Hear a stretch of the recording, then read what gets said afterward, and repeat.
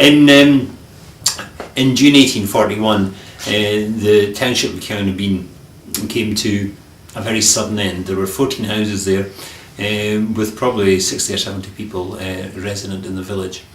One fine summer's day, when all the men of the village were down at Balnakeil cutting bent grass, the marram grass, which they used for thatching, the sheriff officer arrived at Countabeen. He carried with him the writ of eviction, which told the people that they had to clear out of their homes within 1 month.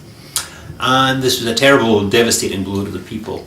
The women rebelled, and they grabbed hold of the sheriff officer, kindled a fire at the side of the road, and so that they could not be blamed for burning the writ of eviction, they held on to the sheriff's officer's hand with the writ in his hand, thrust the writ and his hand into the fire where it burnt.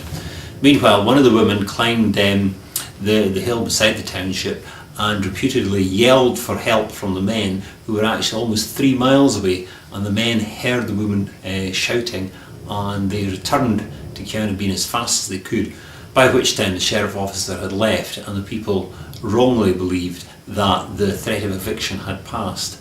Sadly, over the summer, a number of other incidents occurred, and it culminated in September 1841 with the notorious Durness riot, when 14 policemen were holed up in the inn at Duren, and the inn was charged by the local men.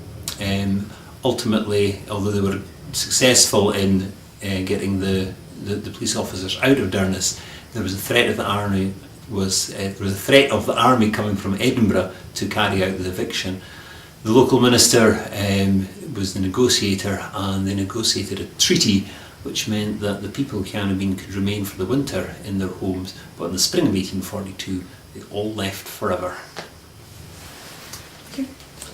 They grabbed hold of the sheriff officer, who was clutching the writ of eviction in his hand.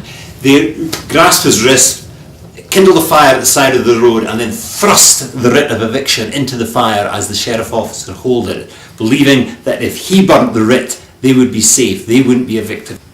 So we've been here a year, Yeah. just about a